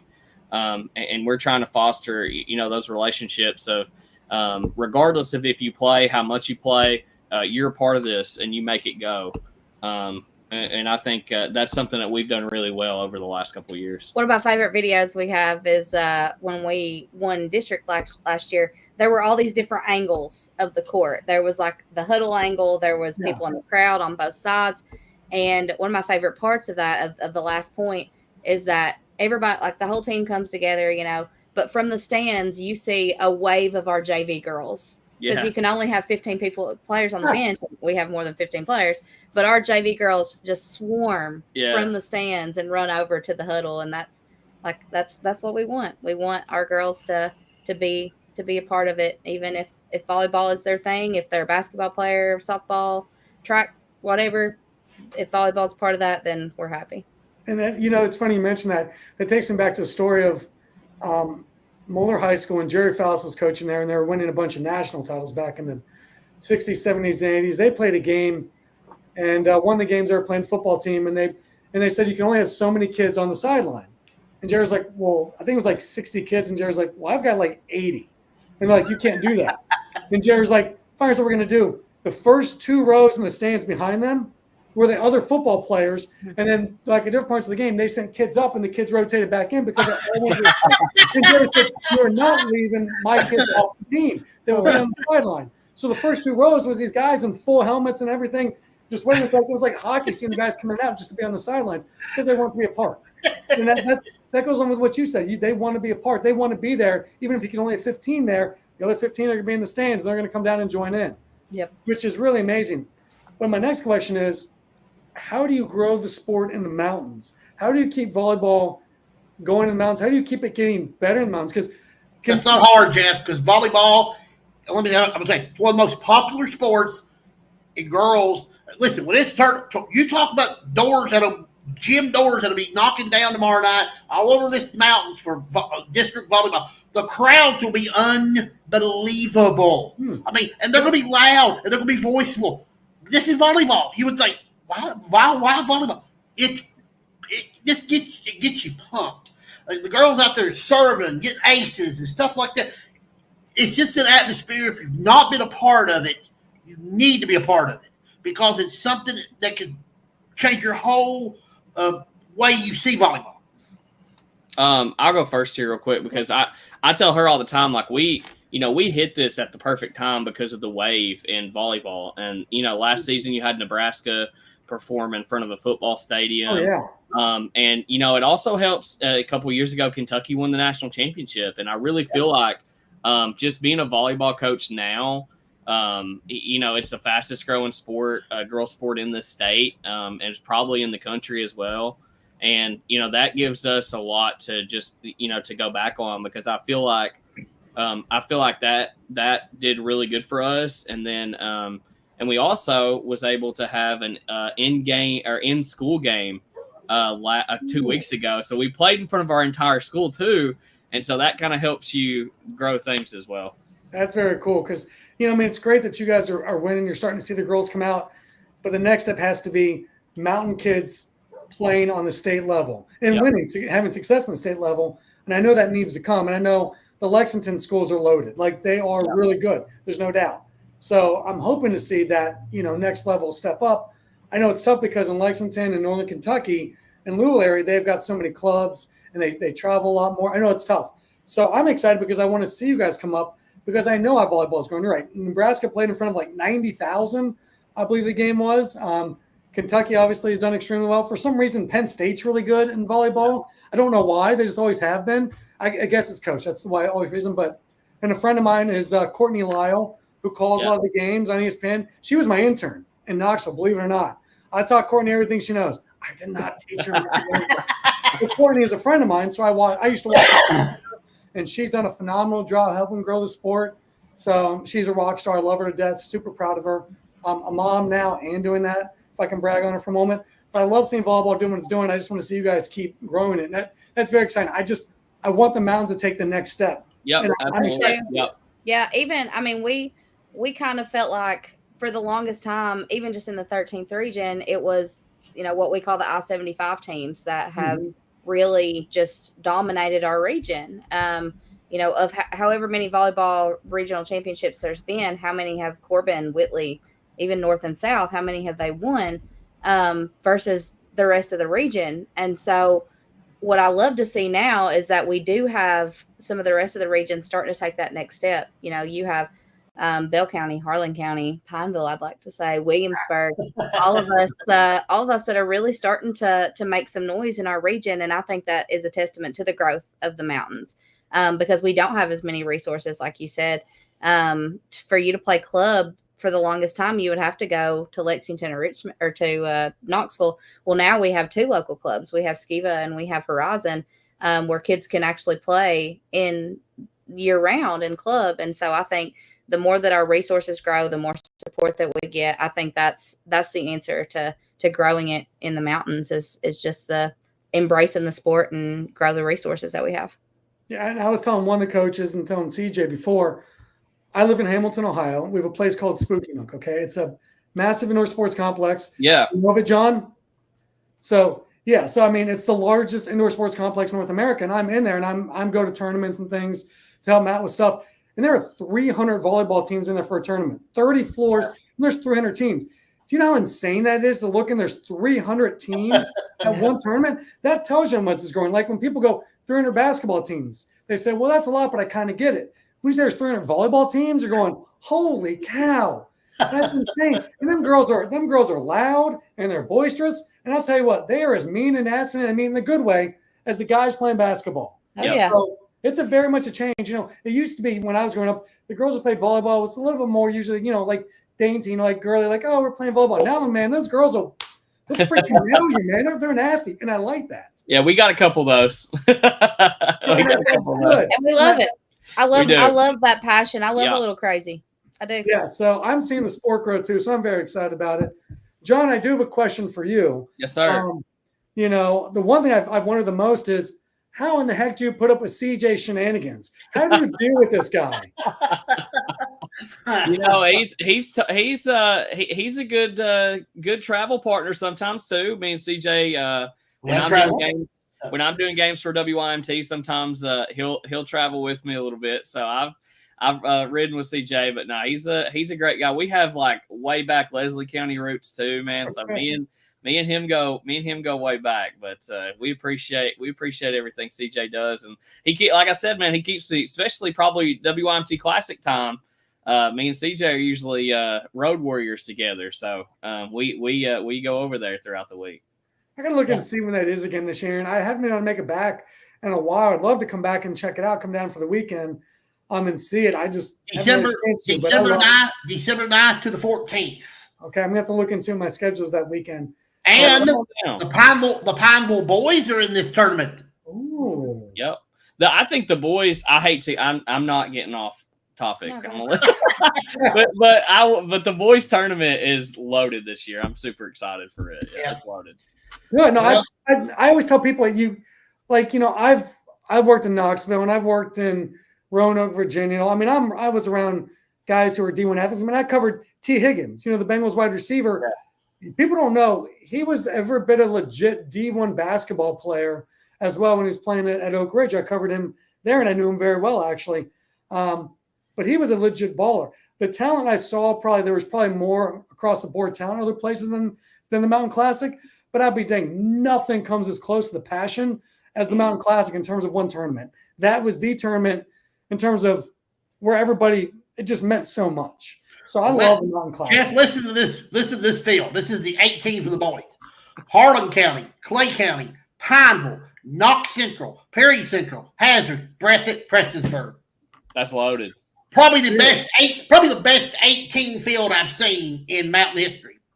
That's phenomenal. Now you know what we need now? Now we need a WYMT Mountain Classic for volleyball. I was about to say I'm gonna have to get on with Neil. I'm gonna have to get on with Neil. Like, come there on, we go. man. I didn't support that. I'd be all over that. That was not me. I would. Maybe, and I don't want to leave the girls out because the field of girls teams is very good this year. We got 8. Listen, Corbin, North, Harlan, Knox Central, Perry Central, Not Central, Prestonsburg, and Paintsville. So got a great field of 8 in the girls. So this could be one of the better mountain classics of all time. You could probably do it because the nature of volleyball, and I know, because like I said, I've seen these tournaments, you play 3 or 4 games in a day in these club things. You could probably do it in one day. If you saw, Sam, would that be fair? Because do it in one day if you wanted to compact it and make it. Absolutely. We play our all in one day. Oh, there you go. You could do it in one day, start in the morning and have it done in one day. So you only need the gym for one day and set up for one day. I'm just saying. I didn't say it, but I'm just saying. You didn't say it, but you could have said it. I don't know. I'm just saying, John, it might be worth a phone call to Neil and I'm with you, man. I'm with you. I've been pushing for. I've been flirting with the idea of a volleyball game of the week sometime. I think it'd be awesome. I think it'd be awesome to showcase those athletes just one time. And I think if we did it once with 2 really good teams, like kind of a 13th, 14th kind of deal, I think it would be really good. It'd be awesome. Yeah. Well, you see how the girls tournament in the YMT growed. It started off with 2, and now it's grown to a team of 8. So that you got it right on the nose, John. It's perfect. Tomorrow night, Actually, we go Wednesday. Wednesday. Everybody else is tomorrow night except for us. Yeah, Barberville had to redo their gym over fall break, and so they're giving their team 2 days to practice on the new court, and then yeah. So our time is Tuesday and Thursday. You will play Lynn Camp on Wednesday at Barberville, and if you win that, you would qualify for the region. Where's the region at this year? Harlan Independent, yeah. Harlan Independent. So, got some great teams over there. So if you're going to be in your area and you're going to be out watching volleyball, please support your local school. But guys, this has been an absolute honor. John, you'll be a co-host in November now. I promise. I got you. I promise. This has been hectic, but when we get basketball mode, you know I'm your guy. I'm ready to go. I'm gonna look you up for the next to last week in November. But guys, this has been an absolute honor. Again, Samantha, congratulations on number 100. It's a great accomplishment, and you deserve it. And you guys deserve nothing but the best of the best there at Pineville. As I always say, you got some great coaches there. You got a great football coach. Coach Harris, you got 2 of the best girls coaches. You got a great guys coach. Your baseball coach is a good guy. You got some of the best coaches in the mountains. And Pineville, if you want to play you could go there and get a good education, some good sports. Number 2 in the state for test scores. There you go. See, we even get the scores in here on academics. See, we're all around anything, guys. Bless you. Love you all. And good luck to you guys in the tournament this week. Thank you, guys. Good talking to you. Keep growing that sport. Thank you so very much, guys, for coming on. Thank you. John and Samantha North, the Pineville volleyball, as they get set to play in the district, which will start for them on Wednesday. Most districts will start tomorrow around the area. Somebody's a little too comfortable right now. So let's get him uncomfortable really quick. Let's get him uncomfortable really quick. Mr. Armando Berry with us. Sir, welcome. Thanks for having me again. Always. It's tickled to death. I wish you could have been a part of this last interview we just had. We had the Pineville coaches on there, John and Samantha. We was talking about her 100th win. It was a great story, and that's why I wanted to get her on here, because I think volleyball – this ain't all about football, basketball, baseball. This is a sports show. So I want to get everybody involved in it. So, volleyball. Look, listen, if you've not been to a volleyball tournament, I know you guys will probably be getting some highlights of some games and stuff during the postseason here coming up. But it's going to be exciting. Sure, really excited for it. Yeah. Okay, I'm going to give you a hard question. Then I'm going to give you some easy questions. We're going to start with UK football first because that was so bad last night. Yeah. Listen, I know that everybody wants Coach gone. He's got, I don't even want to go into the gist of we're seeing the same stuff over and over and over. But last night festered a new problem. They just are not any good on. I mean, it's hard to create when you have three possible first round or two first round receivers that could go in the first round of the NFL draft, and you can't get them enough play and looks that they're probably going to drop to rounds 4 and 5. Right. Because they're not being same old thing.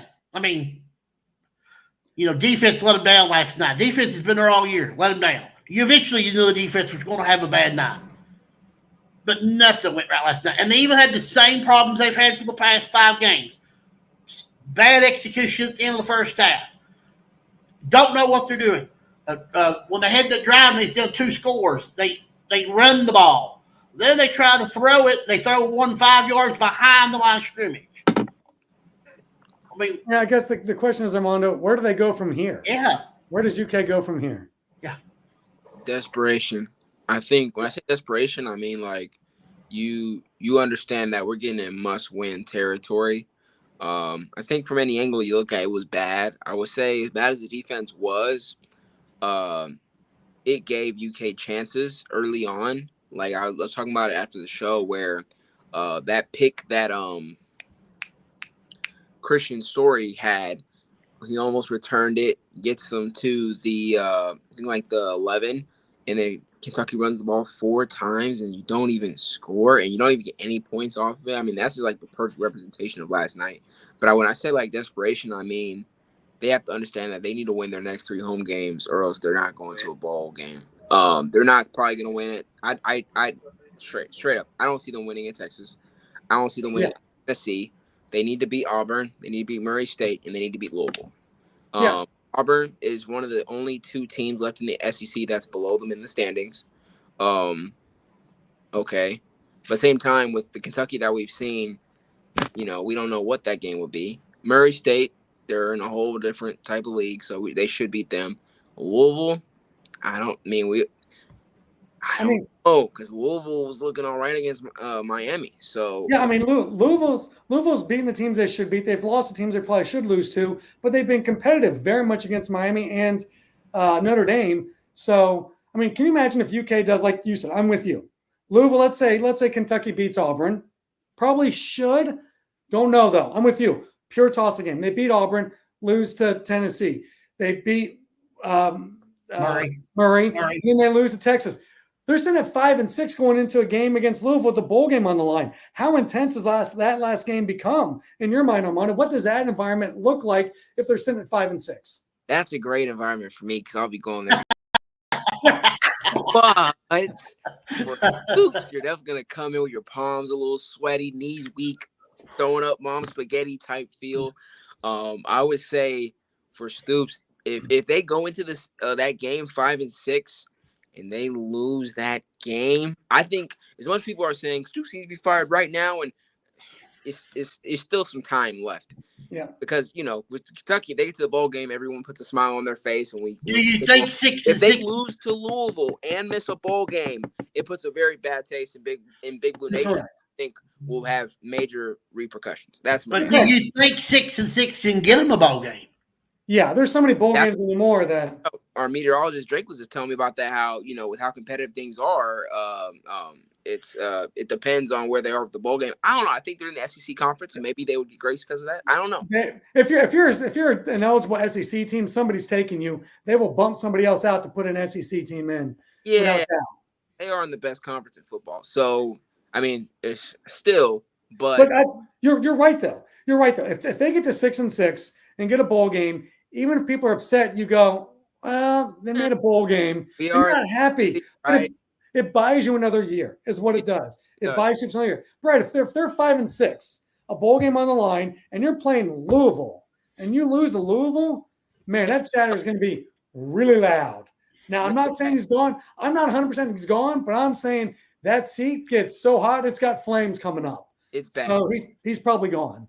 Yeah, if they lose to, if that's, I hope it does get set up like that, because that's juicy. I guess me chills just thinking about it. I say you'll have stuff to talk about on YMT all weekend long, all week long, and then the next 2 weeks, the next month, yeah, it'll be something. Well, I can tell you this much: last night after the game was over, I was really disappointed in his comments because he felt he looked defeated. Well, I will say with that, honestly, he looked like he just that one. lost his best friend in the world. He just has no answers. He can't give no answers. Stoops isn't a great person to talk to after a blowout loss. He was one of those people where, he comes to the stage and he just says all the things that make you even more pissed off, because it happened against South Carolina. That happened. I happened to be both those games. Why? The home games, they're never good. I went to South Carolina, blowout, or it maybe it wasn't a blowout, it was a destruction. Vanderbilt, It wasn't a blowout, but it felt like it. From how Diego Pavia was just looking like Johnny Manziel against them.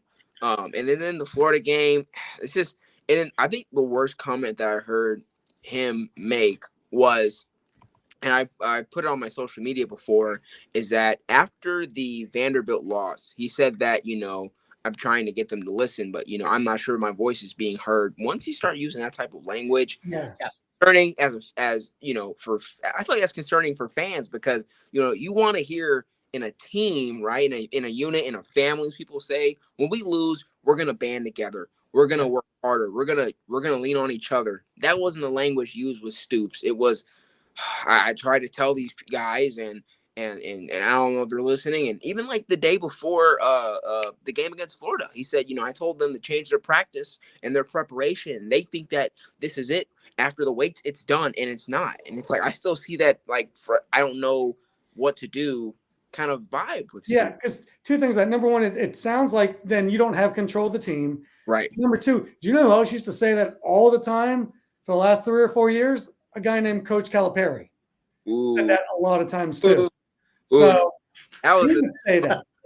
Go back and look at the post-game press conference. He even said it all the time. The guys just don't listen. And I'm always like, I don't think that means quite what you think it does, right? We're back to the Princess Bride, a movie. You're probably too young to know, Armando, but inconceivable. I don't think that means what you think it means. I don't think that's the same way when the coaches say, well, they just don't listen. And you say it over and over again. Well, if they're not listening to you year after year, maybe it's not them, maybe it's you. Possibly, yes. So you're right. That those are concerning things, but it's also a coach that's frustrated. So I take everything with a grain of salt.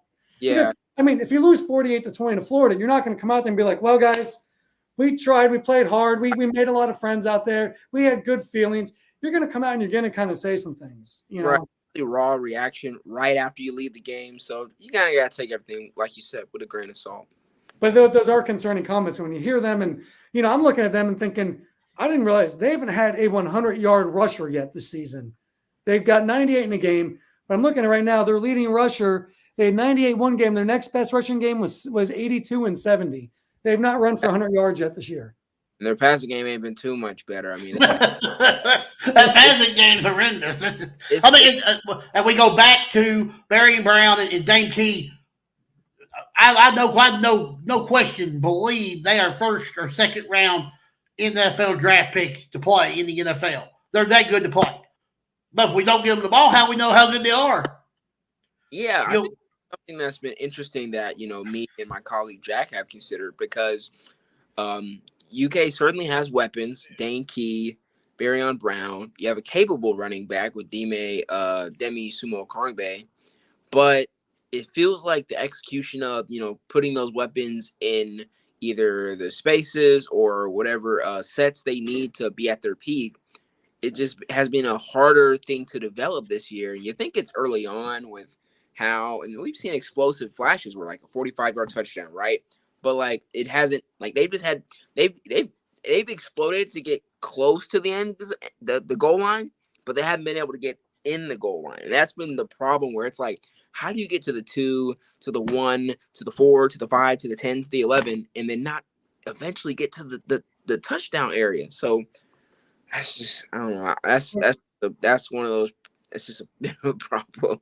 Look, all I'm saying is I covered UK football for 5 years on YMT. We went to 5 bowl games. So this is on you.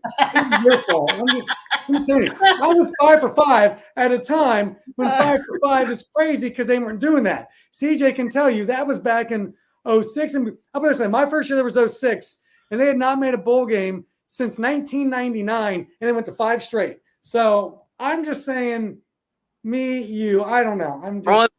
Hey, they were at a bowl game last year, and I was here last year, so it can't completely be on me. I'll take a little bit of it. And we can always blame.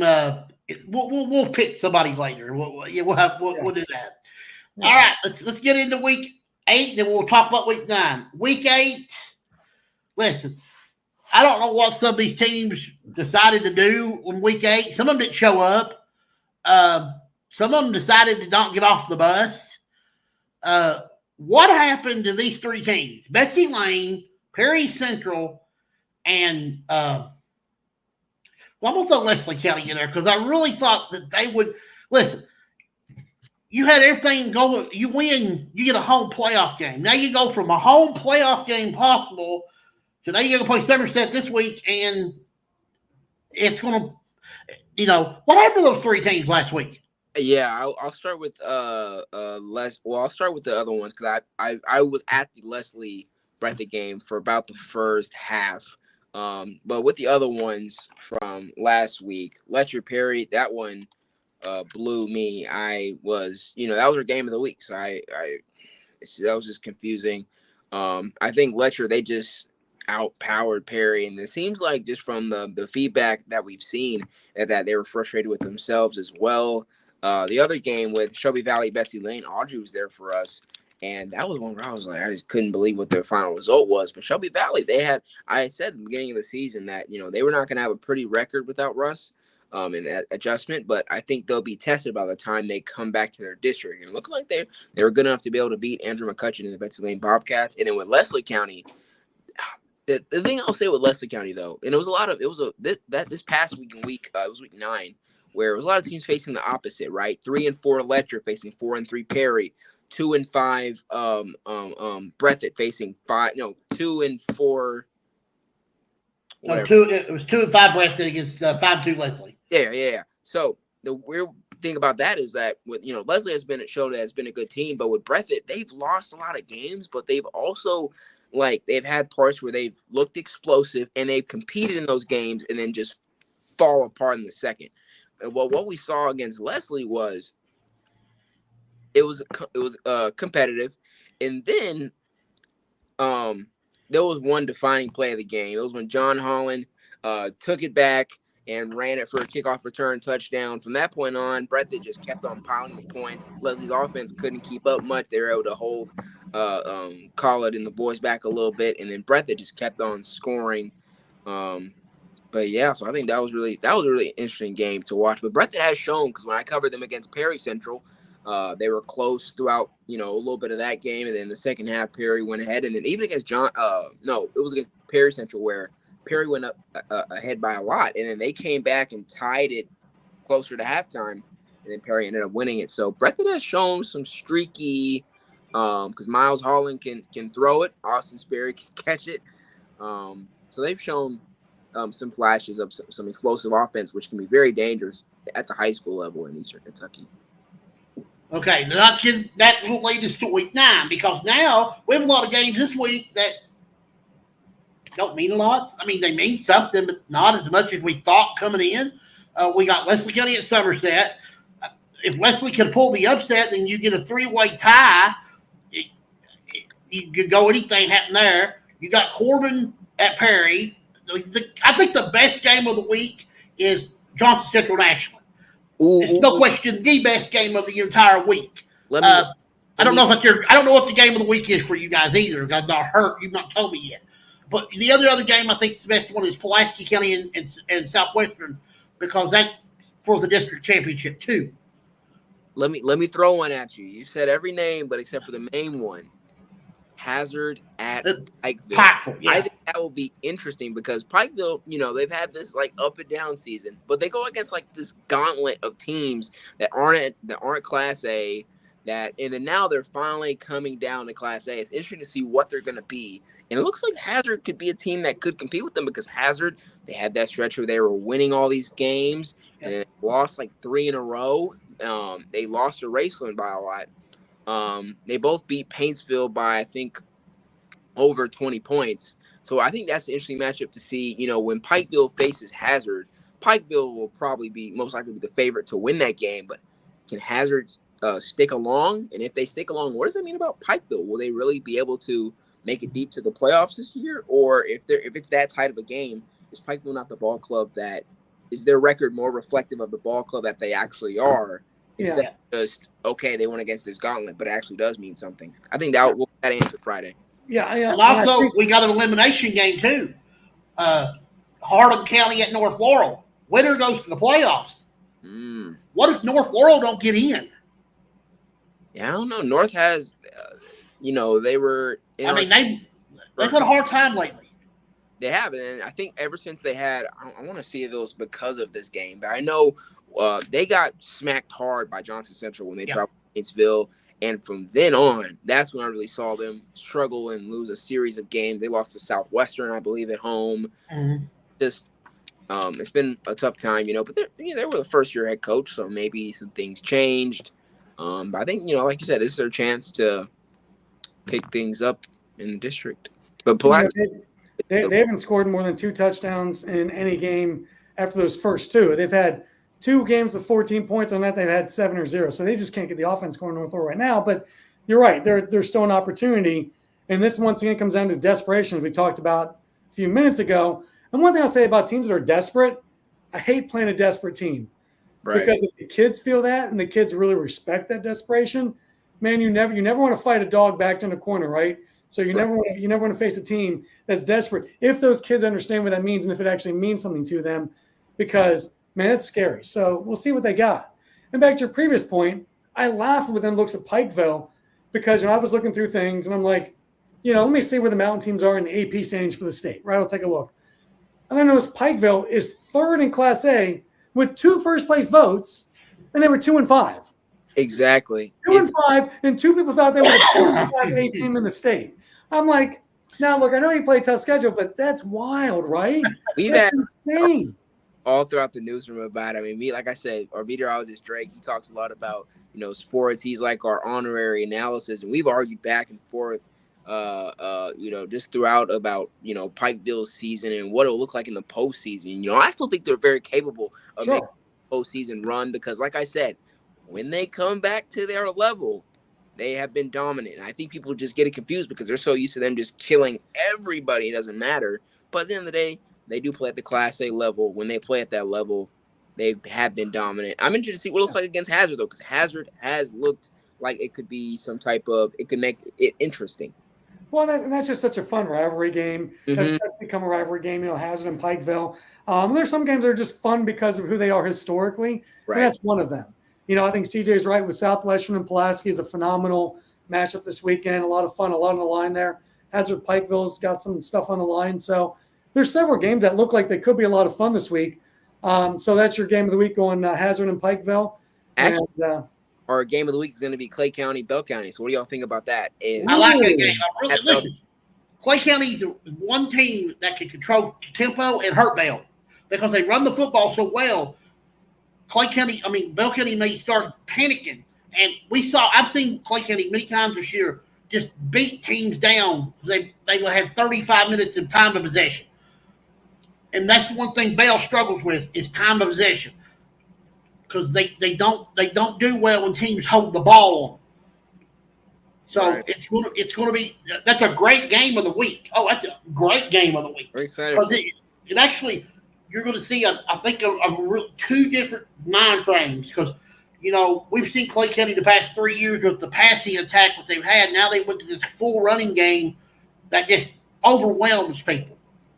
I think the biggest thing to me in that game is – how in the heck is Dudley Hilton still coaching Bell County? Like, he was not a young man when I was there, and I left in 2011. Okay, I left WYMT 13 years ago, and wow. Dudley Hilton was not a young man then. How is he still coaching? God bless him. I love Dudley. Dudley's one of my friends.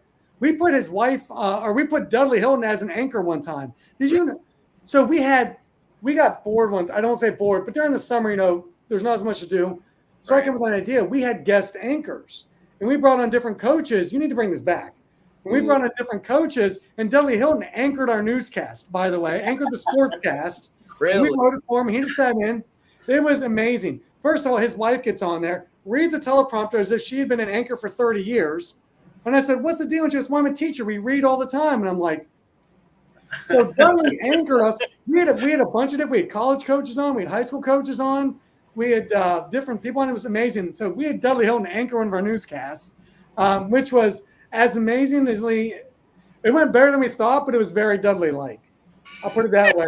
It was amazing. I don't even know when we did. I have to go back and find the tape. But my favorite was he had a son who played football and basketball named John Dudley Hilton. Okay. And you may know John. So John Dudley Hilton was a linebacker for Bell County, but he also played basketball for Bell County.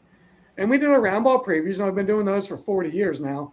We were doing Bell County's round ball preview, and I was interviewing John Dudley Hilton. And I said, well, John, what do you bring to the team? And John looks square at me and he goes, I bring 5,000. I plan to use them every game. And if you go back and look, I swear to you, he fouled out of so many games while playing 15 minutes or less. Because John, when somebody came in, he would literally bear hug them. He was like, I'll be dang, you're earning these at the line. So John Dudley Hilton says, what are you bringing? I bring 5,000, and I plan to use them every game. And he did. He was a nasty rebounder, and he played tough defense. He was a really good kid. I really like John Dudley. But that's my John Dudley Hilton story. But Dudley Hilton, we put him as an anchor. So it blows my mind that Dudley Hilton is still there coaching. And you've got over Belfry, the same situation. Like, it blows me. Philip Haywood, like, it's amazing these guys are still coaching. It's so exciting for me to see him still coaching, but the fact that Dudley is still coaching is amazing. Mm-hmm. So if you see Dudley, please tell him Jeff Archer says hello. Listen, I'm going to try to get him on the show next week. He's I'm trying to get him on the show. I will bring that story up because that will be something I'll say, Coach, do you remember a time when you was done the YMT news one evening? He'll tell me about it because yeah, he anchored. We had Pikeville, University of Pikeville. Their AD now was their basketball coach, Kelly Wells. Oh, he's at Morehead State University. He's at Morehead State now. Yes. So Kelly Wells was the basketball coach. They had won the national title with UPike. And we had him as an anchor one time because we thought he would do – we had a mixture of people we thought would do really well, and some we were curious to see, like John, like Dudley Hilton. And he did, he came in and he read through it over and over again. So he had a great time. Somebody's sneaking in on the side there, I think. Oh, my gosh, Jim Freeman. Oh, my buddy, Jim Freeman, what are you doing there? Working, I kept hearing this voice. I kept thinking, I know this voice. People, this is a legend. This is a legend. This is my mentor. This is truly a father figure for me. I lived in his house. We shared a studio apartment in Hazard, Kentucky, and then I lived at his home in Knoxville. True story. Richmond, Indiana. We lived together. We've lived together in 3 different cities. Jim is a true legend. So, hey man, good to see you. It was amazing to see you. What are you doing? What are you doing at YMT? Well, Armando said I better get up here or go home. So I'm here. Oh my gosh, that is amazing. So where are you? I am. I'm living in Hamilton, Ohio, just outside of Cincinnati, just outside of Oxford, just outside of Miami. If I didn't know what that is. Yeah. So, and I'm doing PR for the city of Hamilton. Oh, fantastic. So doing great. And then CJ has me on a couple times a year. Well, I didn't mean to interrupt you here. You're obviously doing something important. I just Thank you for coming on. Yeah, that's awesome. Yeah. Jim is a legend. Jim called so many amazing moments at Miami University, at Tulane, at WYMT. He did games. His morning show was amazing. He was a morning anchor with Chas Gayhart, and our ratings were through the roof because everybody loved him and Chas. So, and I mean, truly, Armando, like anything Jim says, listen and do. I am who I am today because of that man. That's the God's honest truth. He taught me everything. I was his intern at Miami, got me the job at YMT. True story. I interviewed 3 times for 4 jobs, and Neil turned me down every time. True story. Neil Middleton turned me down every time. And then finally one time he gave me the job, and I stuck around for 5.5 years as sports director. Nice. So, but Jim's the one who got me the job. Without Jim, I wouldn't have that job, and I wouldn't have had the career I did. So Jim is absolutely amazing. Amazing guy. Great for the mountains. Truly loves the mountains. So anything he tells you, do it. Will do. Okay, I got one more question for you. I don't think you know the answer, but you might, and then I'll let you get out of here. How close are we to getting the pairings for the 38th annual WYMT Mountain Basketball Classic? It's funny. You've been the 4th person that's asked me. That hasn't popped up on the radar just yet, but I will ask around some more. I would figure you would do it before Halloween because the schools, I mean, we're only, from that point, we're going to be 4 weeks away from the tournament, or about 5 weeks away from the tournament. So, I mean, December 9th to the 14th, I think some of the teams are probably wondering who they're going to play and have an idea. I figured you guys would pretty soon bring that out because we was just talking about being one of the best fields I think that I've ever seen, boys and girls, in quite a long time, especially the boys side. That's 8 of the best teams I think I've ever seen. There's not a weak link there, and there's not going to be a weak game in the whole thing. I mean, I just can't wait. And, it's going to be exciting. For sure. We appreciate your excitement. I'm excited because, well, you're doing your round ball previews now, and if I'm not mistaken, November 1st is going to be the first airing of the Derek. Well, I don't think, what are you calling it this year? Usually it's called the DQ round ball preview. So the first one will be November 1st. So someone's also asked me if they can see it. Maybe you'll have a schedule of when their team may be on the round ball preview. I know some will make the big show when you have your round ball top 10 show, but I've had some people also ask if their school doesn't, when can they see their previews? They want to make sure they don't miss it. Right. Yeah, we'll let each school know in advance. I think it also depends on we're still wrangling in as many schools as possible. We'll try to get every boys and girls team come to the studio, get a tour, get some lunch, hang out with us. I try to turn some of these, these high school kids into anchors and see, hey, you wanna. I'll let them play with the audio system. I'll let them, I roll the prompter, let them roll a couple lines. I might be starting. I'm trying to start something here. There you go. So, we're still trying to get everybody in right now, and I think once we get the majority or most in, then that's when But we do start on November 1st. This has been going well, right? You've had a lot of teams already in, and I know this has been going very well from what I've heard. So cannot wait. Our team, so we gotta get a lot more, but a lot of Armando, it's an honor. Again, the WYMT Game of the Week, Clay County at Bell County. It's still got some implications in it because if Clay was to upset Bell, you get a 3-way tie there between them, Rock, and Clay, and then you never know what could come from that. Now, next week's going to be real fun. We get in talk about week 10 schedule because we've got a game next week that could – I'm going to give you a quick – the Corbin-Pulaski County game could have more indications next week than we'll ever know because it's going to have major RPI because it's going to be the difference between if Corbin stays away from ball and stuff like that. And it's just so big. So I'm glad they're playing next week. It's the makeup game from when they missed it week 4, but it's got so much intrigue to that game that it's I don't want to jump ahead to week 10 but I'm just saying that game's got so much RPI to it. It's going to be big. And then there's some other games next week that we got a lot of great games, but some of them are just chart toppers, and I can't wait for next week. So we got a bunch of good ones. But again, I don't know who will be with me next week. You usually tell me tomorrow. Looking forward to that as always. But you guys, again, Clay County, Bell County will be the WYMT Game of the Week.